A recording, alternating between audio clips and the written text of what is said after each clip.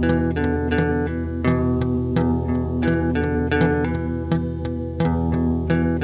everyone, and welcome to another exciting episode of the Company Road podcast, where we look at what it takes for us as mere individuals, entrepreneurs, just people really, to change a company. And in today's episode, I wanted to go deeper into the role of design, but not how you know it, probably. We're also going to be looking at audio and visual language and the role they can play in influencing culture and change. My very special guest today is Alex Normanton, and Alex, you're Global Brand Experience Lead at Reckitt, but also founder, creator, and host of DOPA, which is the Department of Proactiveness, a podcast, and that fuels conversations around creative wellness. And you've worked for some of the leading creative agencies, including Saatchi & Saatchi, Design Bridge, and you've done a lot of work with some amazing businesses and brands, Sony Music, Johnny Walker, Mercedes-Benz, and a load of others. And you've won a ton of awards for the Clio's, Cannes Lions, D&AD. And the One Show, you say. I believe you're joining us from Amsterdam. We know each other from the London days originally. We worked in advertising and design. We found ourselves really working together on how to bring differentiation about looking at greater expression and impact into communications through some carefully crafted words and art. Obviously, there's a bit of a process behind that. And I'm delighted to have you on the show. So welcome very much to the Company Road podcast. Lovely to have you here as a guest. Thanks for having me. It's been a while, Chris, I have to be honest. Back in the day, I think it was at Proximity, London. Yeah. Circa, 2005, something around there? Maybe even earlier than that. You'd come over from Saatchi & Saatchi and you were doing a lot of cool stuff. I remember this is when I first when I first remember us meeting. We were looking at some of the work that we'd done before you arrived. And I remember some of those conversations and thinking, okay, what's he going to think? And this is where maybe the distinction between an uppercase D and a lowercase d for design and my starting perspective on you was beginning to form. We showed you all the work, and I remember you having a think about it. And you weren't jumping with joy, put it that way. So you were saying, well, no, there were things that could be done. And I remember you saying that overall it could just look a lot more premium. And I knew from that point that you had, I guess, an understanding of design and appreciation of design, but that was entrenched in your very being. You knew how to take something, evolve it. You already saw possibilities and what was in front of you. You may not remember that time. You've certainly got a better memory than me, Chris, to be honest. Yeah, fair enough. Another job is another job, but I remember that moment pretty clearly. I think as older I get, my memory starts to fade a little bit. I do remember the time where I entered Proximity, leaving Saatchi's, which has honestly been the foundation for everything I've done since, and it's the agency I spent the most time at in my career. I think it's interesting when we talk about the look of something. Design very much sometimes is potentially viewed as an aesthetical element within an agency, certainly within an integrated agency. We could argue within an advertising agency, but it's so much more than that. What is the heart of the strategy? How are we bringing that to life? How does it attach to value, purpose, personality traits? And then how do we bring that story to life? And an aesthetic is part of it, but I'm reminded of a quote, and I think it was from David Carson, but nothing dates quicker than an aesthetic, but what truly resonates and leaves a legacy is the idea. I think it's just that balance of all those different components coming together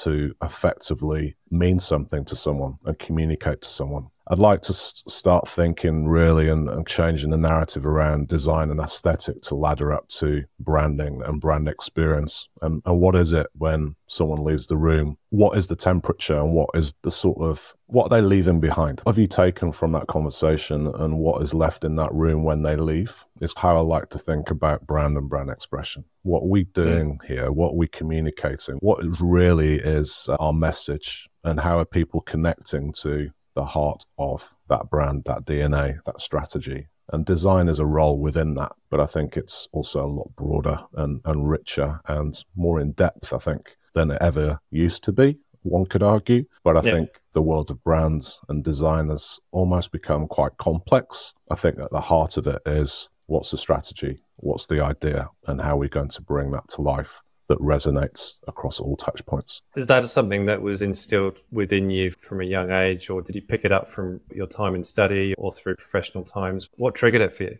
I think it's a mixture of reading, studying, education, different experiences, different companies, different conversations with people, learning lots, reading lots, interviewing people, watching TED stuff, engaging in articles. And I think also to a certain degree, a maturity. And I'm sounding like an old I like to term it as a veteran of the industry rather than an older person. But I think it's just that experience in the industry which gives you that richer tapestry to draw on, which is based upon experience, but also just making something bigger than what it is. It's not just a logo. It kind of used to annoy me sometimes in advertising where we just need a logo. I can just knock one up in a few hours because we've got a picture. It's not that simplistic sometimes. I think we have to get behind that ask really key questions on what we're trying to communicate here and why, and what is the purpose, and how is it coming back to brand, and what's our foundation. If you don't crack those foundation strategic questions, you can often just get wrapped up in a subjectivity often, and there's no guiding light to really direct your thinking. The parameters are so wide, you almost don't know where to start.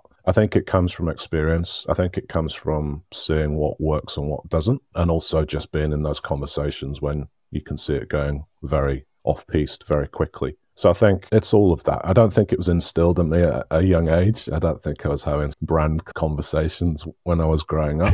But my mum was definitely an advocate for, you have something creative within you and I'd like to galvanize that, and maybe you want to be a graphic designer. And I think that's where it started. At the time, I didn't really know what that meant, but I was drawing a lot. I was experimenting visually, mark making. And actually that happened later for me. I did full education, did sixth form, but I really didn't know what I wanted to do. Then I went to college, then I went to university. So I did 5 years of studying graphic design. And then ironically, I go into advertising. It's just experience.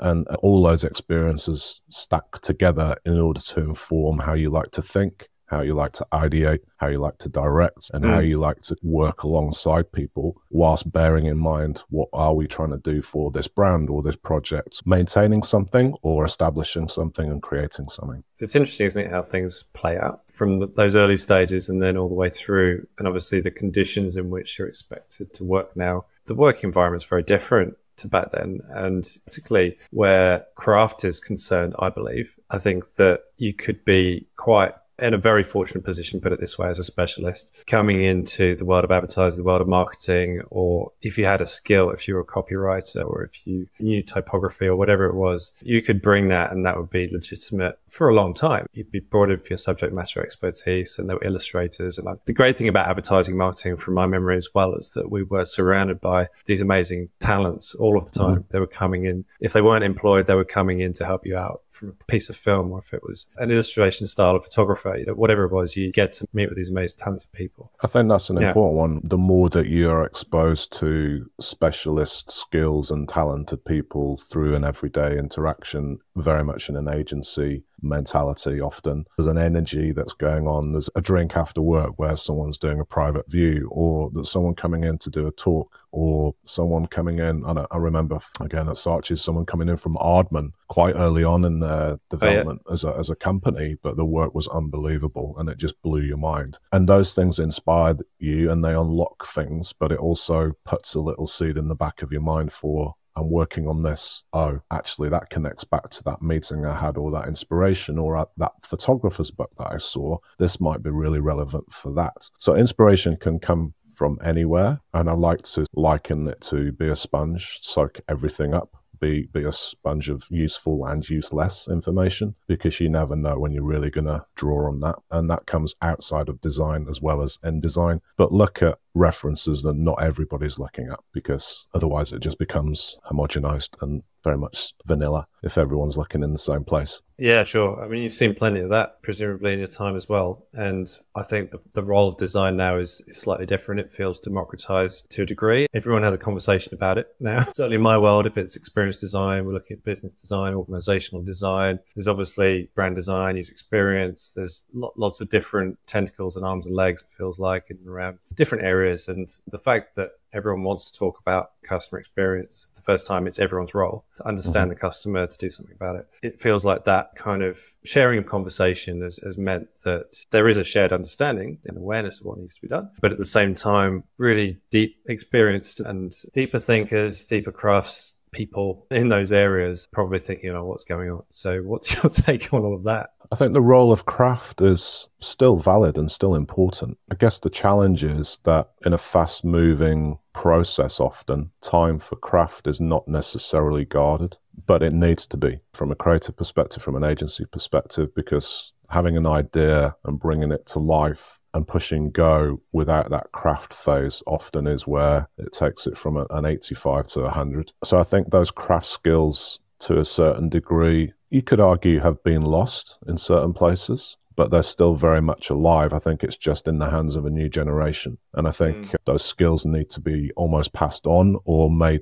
people aware of. That development and that craft phase is equally as important sometimes as the idea, but it shouldn't be superseded by the idea. It should be adding to the overall portrayal of an idea and a picture that you're trying to create or a message that you're trying to craft. But it shouldn't be aesthetic first. It should be what is the core idea and how we bring into that to life, and does it resonate? And then we can add that level of aesthetic and craft to make it more compelling or to really make it on point. So I think it's still worth having a period within a project where that is recognized. And it's often conversations I've had in agencies previously where, okay, the client's asking, can we release, are we good to go, are we ready to release high-res files or digital pixel perfect files yet? And most of the time it would be, yeah, but we've not crafted it yet. There's detail and finesse that we want to lean into. And I don't think we should lose sight of that. We're craftspeople at the heart of it. We're creative-led individuals. And the nature of that means that we want to visually and verbally and sonically even craft the things that we're making to make them compelling and resonate with the people we're designing for.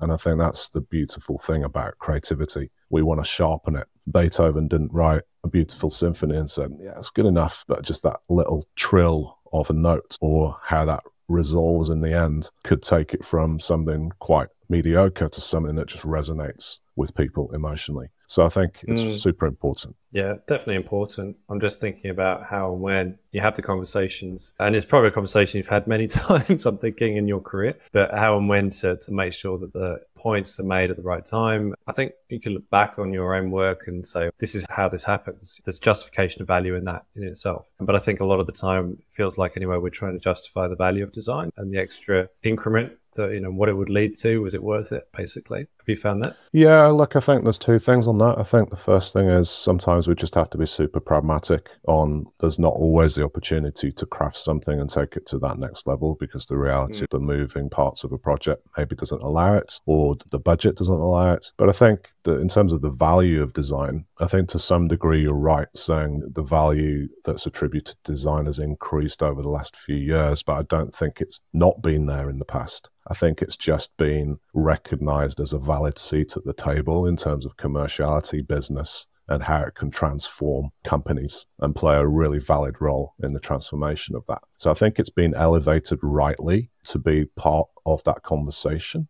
but also drawing alongside commercial business and tapping into strategic intent and using design as a tool to unlock those things, I think is very powerful. It surprises me in a lot of instances where it's not given the sort of presence that it should have. But I think within certain companies throughout history, they were all based upon a design, strategic intent and creativity. And they sometimes then align to business goals and KPIs. Everyone quotes Apple, but Apple was a design-led business. Nike, a design creative-led business. But it's working in combination with product design, R&D, innovation, strategic business. So it's a component, is how I like to see it, but it's often overlooked or not tapped into fully enough. That's what kind of my role is at the moment, is championing the value of design, creativity, strategic experience, but also drawing alongside the other facets of commercial business, R&D, innovation. And I think it's a powerful force. I think if you get the balance of those things right and working in equilibrium, it's a much more powerful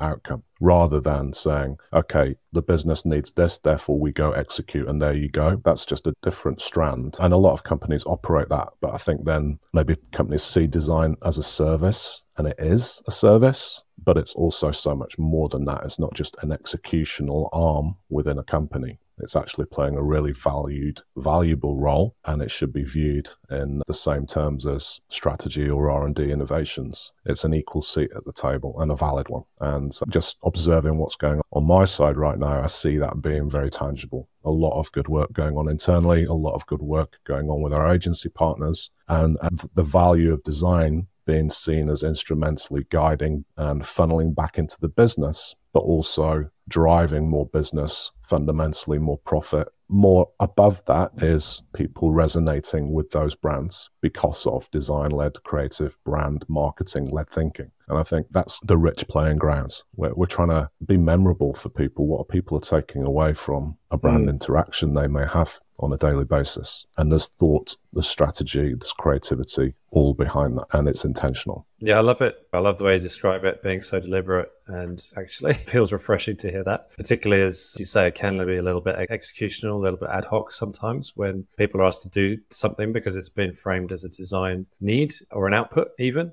and it's not really at the core of what the business is trying to stand for, be, do, whatever it is. Yeah, I feel like the discussions around chief design officer and chief design officer having a seat at the boardroom table, C-suite and so on, those have been going for a long time. It feels anyway for years, maybe. But it's still a fresh discussion and a relevant one for now, because I think that some organizations are wondering whether they can or should be a design-led organization. There are obviously big blanket statements made about the fact that everyone's a tech company these days as well. But from a design point of view, that's really about connection, isn't it? It's communication, it's connection with your entity, your organization, what it stands for, what it values, and then the people that it's trying to serve. Yeah, I'd love your point of view on whether every organization can be a design-led organization. That's a good question. I think, yes. I think every organization has the opportunity to be a design-led organization. I think it's just as there the openness and tenacity, and do they intrinsically see the power of design and what it can do for your business and brand? That's the heart of the question. I think we can look back and point to case examples where that has been the case clearly. It's the same conversation of, I think that everybody is creative. Not everybody can draw,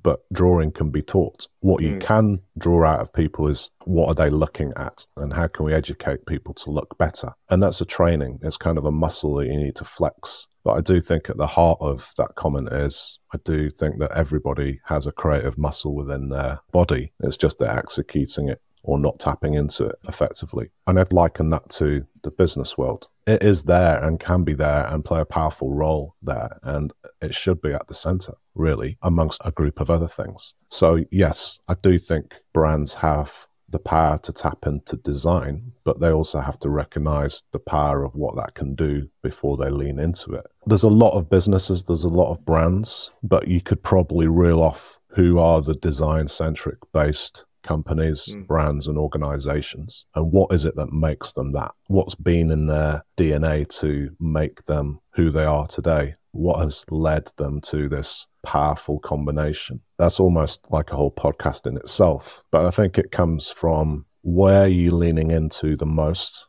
foundationally, and if the foundations are laid with the right components, then you're going to have a very strong house. We talk about a brand house. We talk about lots of different brand strategic models, but at the foundation of that, your foundations need to be laid well in order to deliver a design that looks, functions, and caters towards a need, but also fundamentally solves a problem. And that's at the heart of what design-led strategic brand thinking is about, and building brands, which I believe as clients on the corporate side, we're doing on a day-to-day basis for the benefit of the people who are interacting with those brands. Yes, I don't think it should be overlooked. I think it should be part of every conversation, and it can lead on to powerful results, as we know. Yeah, great answer. I think there's a lot, as you were talking there, that was making me think about what would bring about me knowing that it was a right fit. If I was a designer and I was coming into an organization, or if I was entertaining the thought of leaving an organization to go and work at another one, some of these organizations, very mature, we talk about design maturity, but very aware of what they're doing and quite structured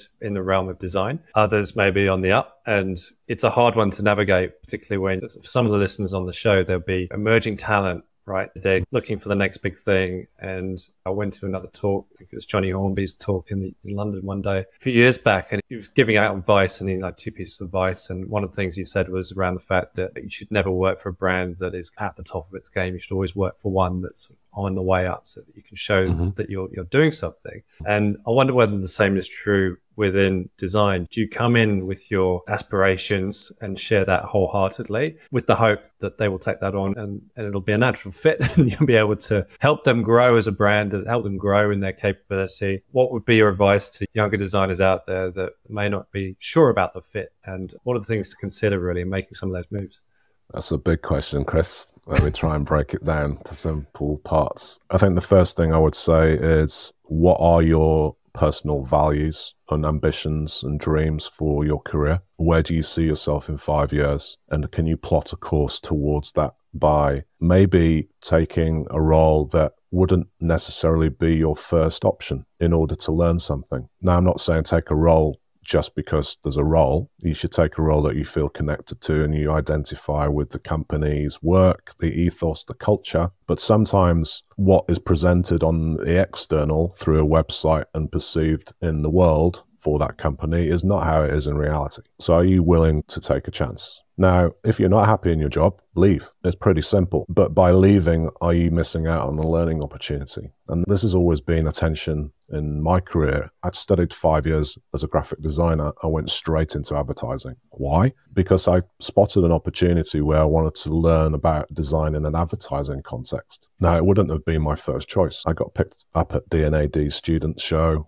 back in 1999. And so I actually come knocking on the door out of hundreds of companies in London, and you're flattered. This could be amazing. But that experience took me in a different direction, fundamentally, to where I really wanted to be. Now, there's no right or wrong answer here. It's just, how do you see your career plotting out and what do you want to be doing? For me, my career is, I liken it to a pick and mix career, which has been in advertising, in integrated and digital. I ran my own company in a branding agency, freelanced, worked in sonic branding, then worked in design consultancy. So for me, my career has literally plotted a circular pot of experiences that collectively infuse together that now are super relevant for what I'm doing right now, which is brand experience, which touches all of those experiences that I've done within my career. So for me, it's super relevant. For other people, they want to be in puristic, design-led boutique, sometimes graphic design studios. And there's nothing wrong with that. There's some amazing work going on in those sort of agencies, as well as the big agencies. So I think fundamentally, do what makes you happy, but also be aware of, is there something I can learn in those times where I'm not so happy that could be really powerful to unlock later on in my career? But I think it's personal for everybody. What are your values? Where you're at in your life? What do you want to be doing fundamentally? I think people move around a lot quicker than they used to, maybe after a couple of years. And that's to get a kind of richer experience of creative thinking. Different design studios have different methodologies. But yeah, I think it comes back to, where do you want to be? What do you want to do? Where do you see your career going? And don't be afraid to have a pick and mix approach. Sometimes that's actually really valuable. But for other people, they want to stay the course and they actually want to have a long-term investment into a company. And there's nothing wrong with that either. So it's different for everybody. There's obviously so many options that are available now to everybody. And I think the opportunity for self-learning and development is probably far greater than it was when we were learning how to do what we did for work as well. You could always start something up. You can be doing something like this in the evenings just to teach yourself, or the learning and development opportunities seem huge. And also just the fact that you could be working anywhere in the world. There's platforms out there that literally are nomad creatives. Work from anywhere, experience something, fly into a city, go to Barcelona for 6 weeks for a freelance gig, then on to Sao Paulo. Like, you choose how you want to do what it is that fuels your life and makes you come alive creatively. That's cool. That's fine. For other people with different responsibilities and further on in the career, they just want steady, regular work, but they're still fulfilled in what they're doing. I think there's merits in both. I think sometimes it's good to play the long game. Sometimes it's good to have the flexibility. You're learning through all those things. And I think that's the fundamental heart of this, is don't stop learning. And if you feel stagnant, that maybe you need to change things up. I've spoken to a few people about this on the podcast I run, and most people would say, if you're unhappy in your job, leave. But I know that's a very dry thing to say because that's sometimes not an option for people. So what are you going to do within that role to try and change it up to get re-inspired? Or what are you going to do along the side, as you say, on the weekends or evenings, if you have the time, to energize yourself, to take that energy back into your day-to-day, which you might not be loving? Or what are you doing to change your mindset in that challenging role where you're really hating going into work every day? But what are you getting as inspiration to change your mindset in order to be tenacious? I've done a couple of those roles. It's not like I'm speaking from just, it'd be great if you could do that. I've been in a couple of roles that I really did not enjoy, but I'm very tenacious in how I like to proceed with things. But at a certain point, sometimes too much is enough. And I'm not afraid to say that I've walked into a HR department a couple of times and going, there's my resignation. Enough's enough. This needs to change. And if you don't, then there's some serious problems. And sometimes that's been from a personal relationship perspective in terms of championing the people you're working with and defending them because you see some injustice. Sometimes it's just about the level of exposure or the platform that's given to design and creativity is just not matching where you think it should be. And you can stay the course and work into that to change that. Or you can actually see the writing on the wall that it will never really tip over into that space holistically because it's all about profit. So I think there's those challenges that I think we're all wrestling with on a day-to-day basis. But I also like to feel that I have a responsibility to invest in something. And sometimes that's for the short term and sometimes that's for the long term. So I think there's merit in staying the course. There's also merit in enough's enough. But yeah, it's a big question. You can't answer it in a super punchy one line. It's different for everybody, isn't it? Yeah, the context is always different for people. Even if you're catching up with somebody and they're having one of these chats with you, it's harder to really know what they're going through unless it's very bad or very good. It's very kind of black or white. I think the other thing is people are bringing themselves to work often, certainly within creative. The whole day could be thrown off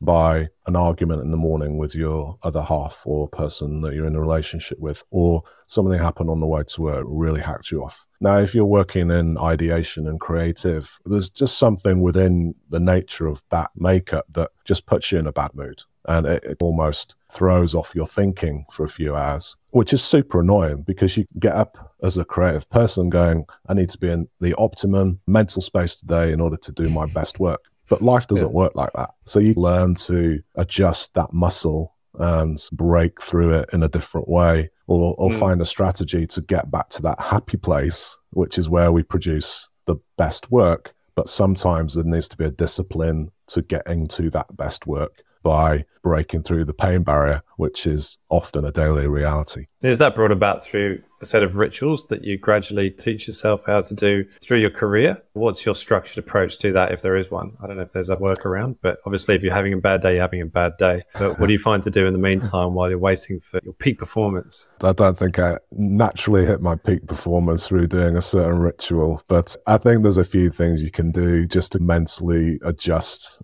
Go and grab a coffee, go for a walk outside, just look up. Sometimes just look at nature, hear the birds, close your eyes, just have a moment to decompress, grab a friend, have a chat going, I'm really just about to hit the wall right now. And I think those interactions really help. I often find just talking to people at work, a couple of individuals specifically, that just you really feel like you've been heard, but also you're walking away from that interaction feeling better about your day because you've just had an opportunity to vent or just talk or just decompress, and then you get back up and go, let's go again. Yep. But that's just my makeup. I'll be down in a moment and then I'll talk or walk and then come back at it and go, let's go. Yep. There's something within me that drives me to do that, probably from my parents, but also we don't give up, we keep going. And I think that's a good principle to have, actually, because the topsy-turvy world of roller coaster creativity is not a straight line. So you need to have some muscles for resilience, tenacity, and just stay in the course. Yeah, I think so.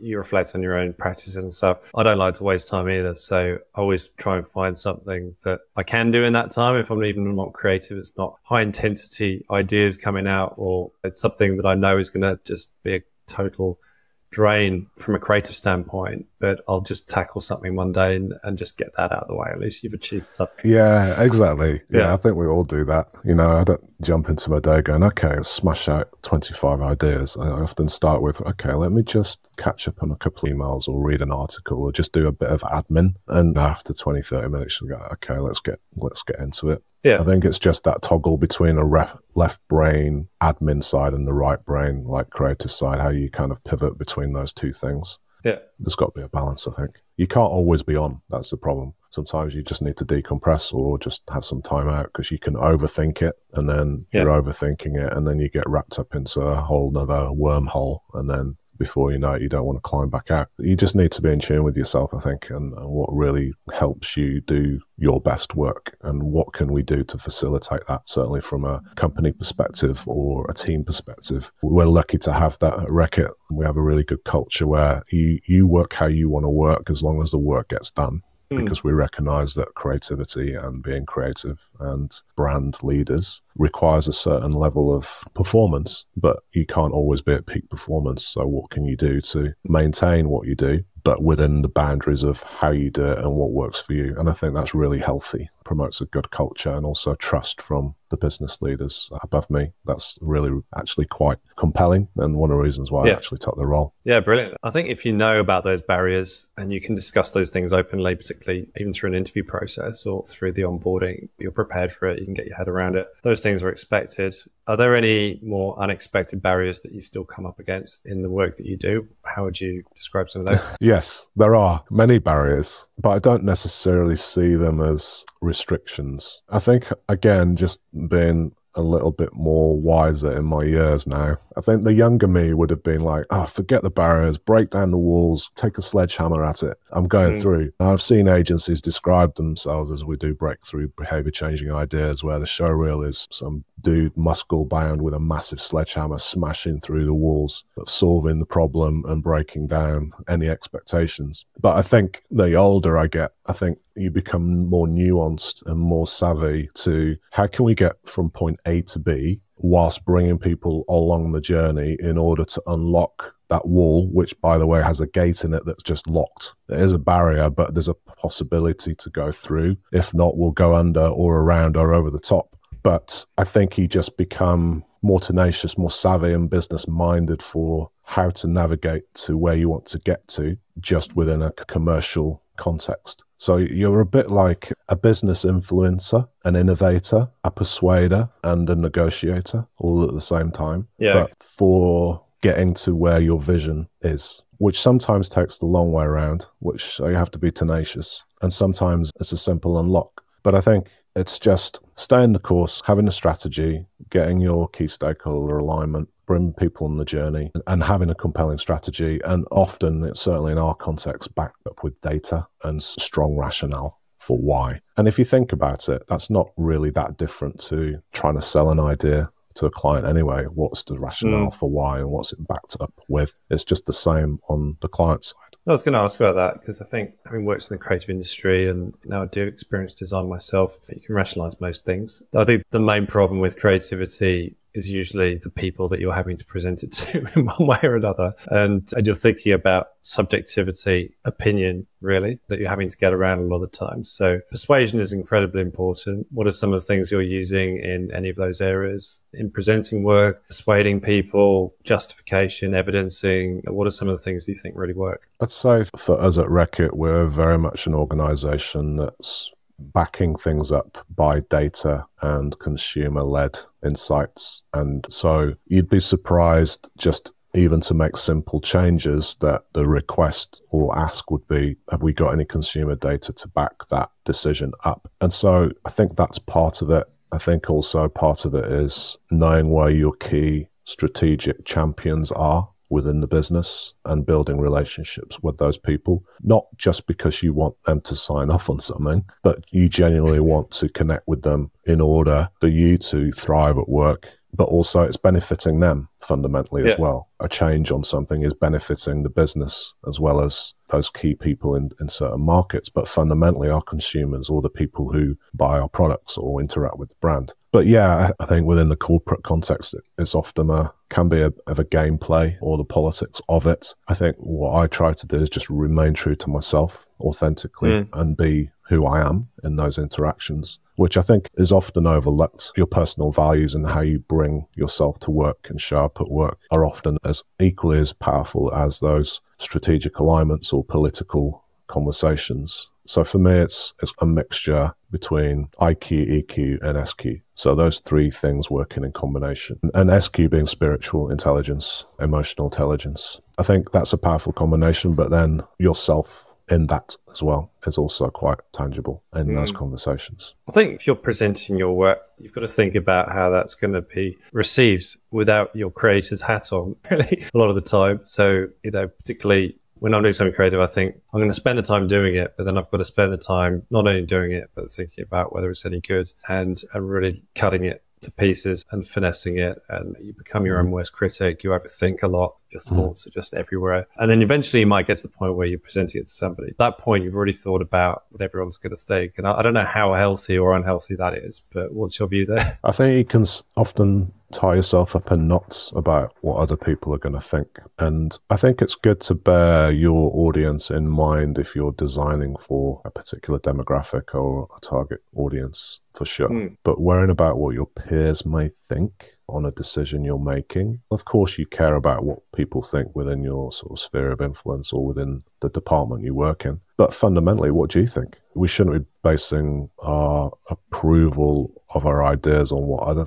people think. We should be basing upon what our opinion is. So don't forget that. Don't get lost in that, because it's a myriad. It's another wormhole. Be confident. As long as you've walked through the reasons for why and it makes sense, you can sense check it with other people and get other people's opinions. But it doesn't necessarily mean you have to take those opinions on board. It's just an opinion. What do you think is valid within those opinions? That might shape something. But it doesn't mean you have to take all the opinions on board in order to implement those changes or flex the idea to attribute to all those opinions. Because you can't. It's impossible. Otherwise, you just become this kind of creative person in the wind, getting blown here and blown there and everywhere, whereas actually you're in the control seat. That's your vision. Yeah, be careful. It's easy to get distracted and pulled away, so far away from what the original idea was, that's actually become watered down because of all those opinions. Again, that's another thing to be mindful of, but also something that you need to balance in day-to-day reality. You're in a position of not only responsibility, but therefore power. If you are the maker of the work, then you can be confident by the time you do present it. It's there for a reason. It's showing in whichever form it is for a reason. I think that, said it again, but I've heard through probably 2 or 3 managers that I've had in the years that you shouldn't actually say I think before you say anything when you're trying to present it or you're trying to convince somebody, because it just undermines the work. It is what it is. You have to just talk about it being rather than you thinking it. It's not your opinion. It's actually there. So I don't know, you can be assertive in your language as well. That's a good one. I think sometimes when we've invested ourselves into something creative-wise and done ideation and worked it all the way through to a presentation, again, you've invested part of yourself in that.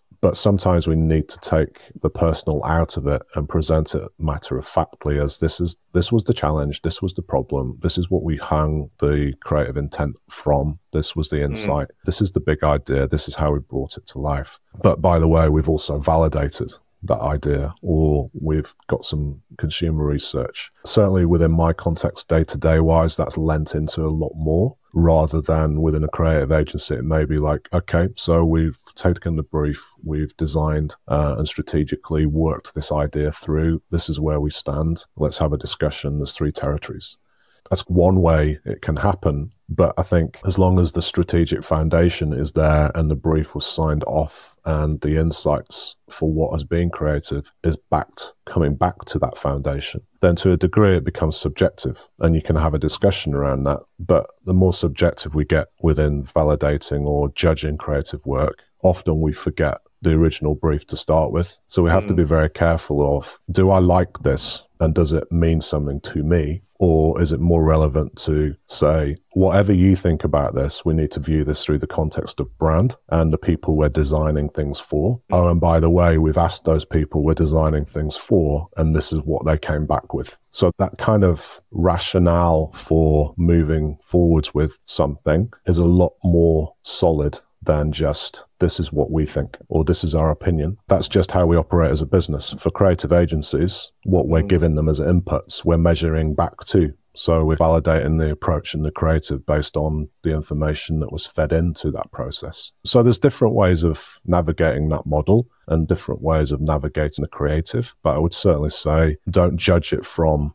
a position of, do I like this? Certainly from a client perspective, or who we're designing for, our audience should be kept in mind. And that's something that came up a lot when we were talking about designing the sound of a brand. Often we'd present, when I was at Massive, to clients, and it'd be really easy to score things based on a like basis. What we used to say was everyone's got a subjective view on music, or a piece of music just resonates within somebody, but it doesn't mean that it's relevant for your brand. So we just need to be careful there, because sometimes we love the idea and it looks amazing and it delivers strategic intent, but sometimes it doesn't resonate with consumers or the people who buy our products and engage with our brand. So yeah, it can get complex, but I think we just need to bear in mind we're not creating things for ourselves, we're creating things for people. It leads me on to a point I was going to make around breakthrough thinking or breakthrough ideas, and whether you obviously can have the spark of a thought that leads to something that's very groundbreaking, and then you can find a way to justify it. If you have got the data or the evidence base, then you can obviously do that. Sometimes it's the other way around. Post-rationalization. Post-rationalization, yeah, love it. Or you could say that all the information was there in the brief in the first place, and we had all of this stuff, we were inspired by it, and here's the breakthrough idea, bring the two together. But it's that harmony, isn't it, of, I guess, idea, which is, by in its definition, probably a little bit unexpected. People are having to think about how they would receive it. People in jobs, in companies, in organizations are paid to have a point of view and sit around critiquing things that other people do, the work that they make.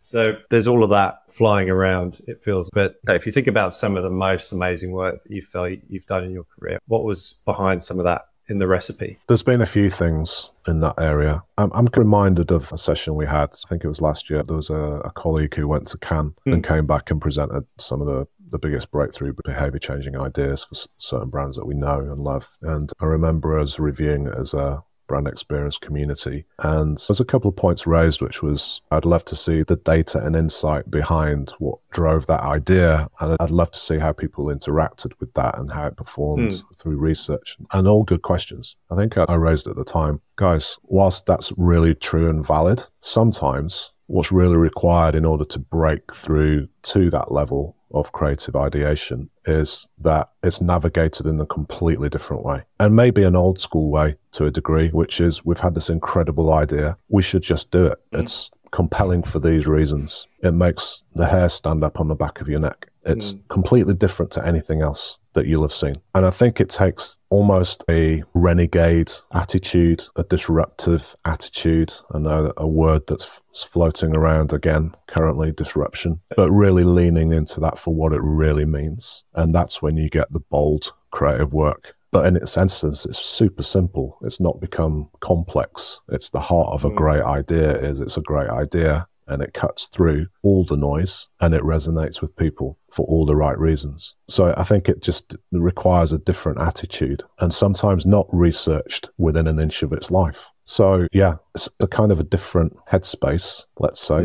Creativity, the amount of it out in the world, there's a lot of things that are vanilla. So how do you really cut through the noise? Fundamentally, that's what we're trying to do, right? Certainly with those big ideas, is break through that noise, because it's clutter, a lot of it anyway. The platforms for creativity are many, right? And people talk about TikTok, and it's the force for creativity in itself, obviously, but in the hands of everybody, not everyone is equal, right? You can still put content out. You and I are both content creators. There are amazing content creators out there as well. And you're in there with a clutter, but you're trying to stand out. So it can be to your detriment if you base your benchmarks on that. And I think, to your point, it can be very, I don't know if it's almost visceral. It feels like you know when it's right, and if it's right, you go with it. It takes a degree of courage. You've got to back yourself. Stop shooting holes at something that you think is just brilliant. And often a lot of people need to stand behind the idea and champion it and really go for it. I would say one of the projects I worked in for Sony Music when I was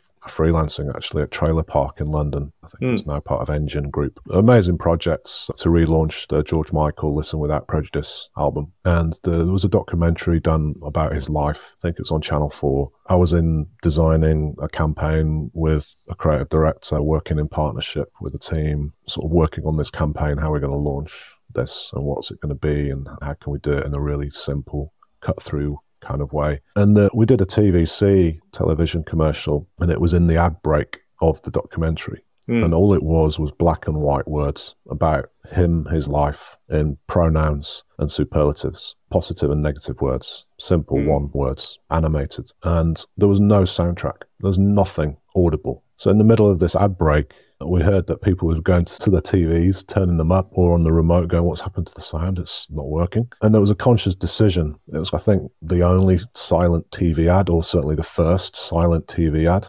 where there was just nothing. And it was an intentional decision to be silent, to let the words and the narrative be the powerful idea and cut through all that clutter. And the only sonic and sound at the end of the TVC was the intro to Listen Without Prejudice, which is so iconic. You only need 3 seconds. And that was it. And it was just so punchy and powerful, and people on social going crazy on it. But it's just that opposite approach often to what the norm is doing, which denotes breakthrough behavior changing ideas, or just flipping something on its head, or finding a different way, or elevating a mistake. Mistakes are as valuable as the finely crafted ideas, something tangible in them that can often be elevated and be the main idea. So there's various ways to crack this, and I think there's a ton of ideas out there hitting the streets or hitting all the channels that do that very well. And is that sort of thinking behind your podcast, the department of proactiveness and the sense of creative wellness that you're exploring through that? Is it a link to what's the state of creativity today, and how are we playing a role in that? What are people feeling in response to that? And what should we as a creative community or aspiring creative community be doing about it? Is it very much in that vein?